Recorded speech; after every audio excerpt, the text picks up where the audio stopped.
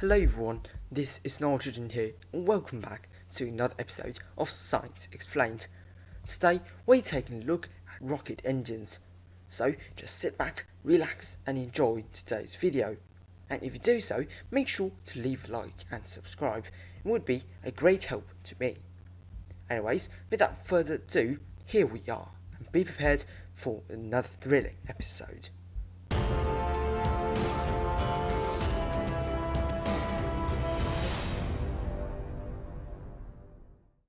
So, in episode 5 of Science Explained, I mentioned that I will be having an episode dedicated to rocket engines. By the way, check it out down in the description if you haven't seen it yet.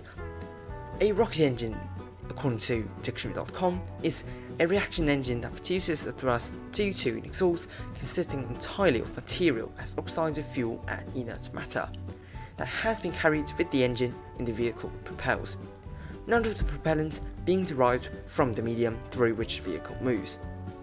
To be simple, an engine that produces thrust only from the propellant it carries and can burn in a vacuum. Hopefully that's simple enough for your understanding. However, the mechanics of a rocket is complex, much more complex than a few sentences of explanation. However, I will try to explain it in most detail in human language. Now, as said in previous videos, rocket engines come in variously different forms, and its mechanical complexity also varies greatly. So, let us introduce a first type of engine. Solid rocket engine is arguably the simplest type of rocket engine you can make. There's no complex pumping or pre-burning, just a nozzle throat and a nozzle and you are done. The reason is this simple is that fuel burns directly in the fuel tank, and the expanded air pushes the exhaust out by pressure. And since the fuel is solid, you won't be needing to transfer them at all. Just stick them in the fuel tank and drill a hole in the middle. Now, rockets typically make use of SRB's affordability, convenience, high thrust to weight ratio and portability to create a rather short boost at the start of the launch, typically for 40 to 150 seconds. Liquid fuel rocket engines are more complex since the fuel needs to be transferred, mixed and burnt in a semi-closed space. And because of this complexity, lots of options for pumping and injecting the fuel into the combustion chamber. We call this engine cycles. The simplest engine cycle should be the pressure-fed cycle. Either the fuel or the oxidizer expand and push themselves into the combustion chamber, or using other high-pressure inert gases such as helium to force the fuel and oxidizer into the combustion chamber. Some famous use of pressure-fed engines are the Atlas rocket Upstage, Space Shuttle Orbital Maneuvering System or OMS to be short, and Apollo's service module. And then there's electric pump-fed engines.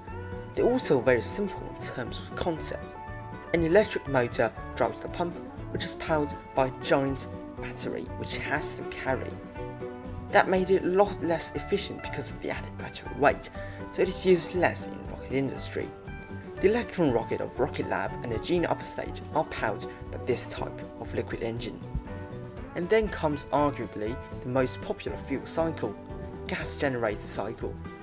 A small amount of fuel and oxidizer are injected into a pre-burner that was burned to drive the main pumps, which pumps the fuel and oxidizer into the main combustion chamber. The waste product of the pre-burner is ejected separately via an exhaust pipe, which you can see in lots of rocket launches. That's some pollution. Anyways, numerous famous rockets have used gas generator cycle engines for its relative high efficiency, relative low cost, and relative simple engineering. For example, Saturn V and its monstrous F1 engine, R7 family and their RD107 or 108 series engines, Delta IV and their RS-68 engines, Falcon 9 or Falcon Heavy and their Merlin engines, Orion 5 and their HM7B engines, Long March 3 and 2 series rockets and their YF series engines. And then there's tap-off cycle. It is similar compared to a typical gas generator engine, but the difference is that they use some of the already combusted fuel in the main combustion chamber to power the pump, which made the engine slightly easier to start. It is generally less popular compared to other fuel cycles, but it was still used on Blue Origin's New Shepard B3 engine and a test modification of the Rocketdyne J2. Another interesting fuel cycle is the expander cycle.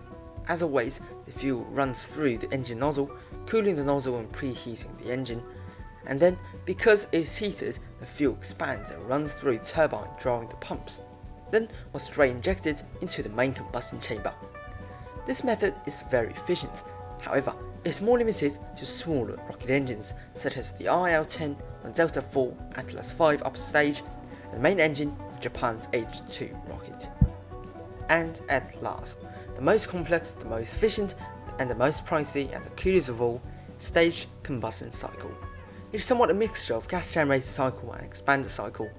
The fuel oxidizer goes into the preburner where they are ignited with a very small amount of either oxidizer or fuel, and the incompleted combusted fuel oxidizer-rich gas runs through the turbine and drives the pump before being injected directly into the main combustion chamber and mixed with the rest of the fuel oxidizer. And that, I believe, is a solid job complete. And it is used on engines such as the Soviet RD-170, 180 and 190, hence the reason why Atlas rockets use them, the Blue Origin BE-4, the Space Shuttle main engine, the Chinese YF-100 and the Indian SCE-200 all have stage combustion cycles. Now, stage combustion cycles are good, but humans' imagination and creativity is absolutely mind-blowing. They made a full-flow stage combustion cycle engine based on a normal stage combustion engine. It is similar to a stage combustion cycle, however, instead of one preburner, it has two, one fuel-rich driving the fuel pump and one oxidizer-rich driving the oxidizer pump. This greatly increases the efficiency and also makes the pump run cooler and at low pressure. Therefore, it can be used on reusable rockets such as the SpaceX Starship. Other than that, full-flow stage combustion cycle engines are not really popular, partly because its mechanical complexity, price and high part count. So, now done with the fuel cycles, let us take a look at rocket nozzles. They come in different forms, shapes and sizes, and they typically have different uses as well. In a traditional engine, the nozzle is bell-shaped, but the bell can be short and stubby or long and skinny. The reason they have different shapes is because different rocket engines are suited to operate at different temperatures, pressures and most importantly, altitudes. At ground level, the hot gas shooting out of the nozzle is restrained by the atmosphere, therefore it creates more thrust.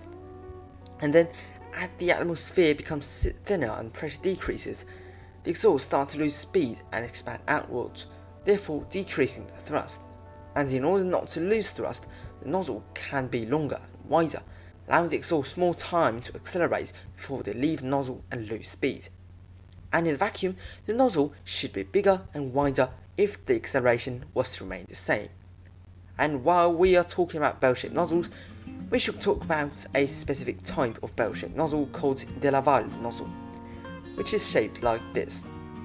It is the typical and most optimized design for a bell-shaped nozzle.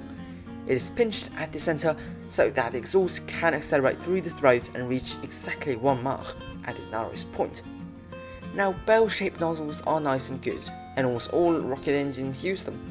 However, there are some more interesting nozzles that has different advantages. One of the more popular special nozzles is aerospikes, which looks like this, or this. It has the advantage of stable performance in different atmospheric pressures, which made it good for SSTOs or single-stage to-orbit spacecraft. It does have some weaknesses, such as complex mechanics, cooling problems, and difficult steering. These problems made the aerospike a somewhat failure. Still, it is still being optimized, tested, and new aerospike engines are constantly being developed, partly because humans still wanted SSTO rockets.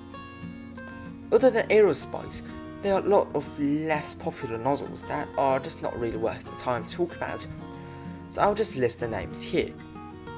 Expansion deflection nozzle, plug nozzle, single expansion ramp nozzle, expanding nozzle, and step nozzle. These are either modifications of bell or aerospike nozzles or some random weird manipulation going on. Now, don't get me wrong, I do have total respect for those designs and their engineers. I'm just saying that just some of them just don't really work that well with rockets. Anyways, I think we're coming to an end on our video today. Hope you have enjoyed and make sure to leave a like and subscribe. And don't forget to turn on the notification bell so you won't miss any more awesome videos of mine. Thanks for watching and see ya.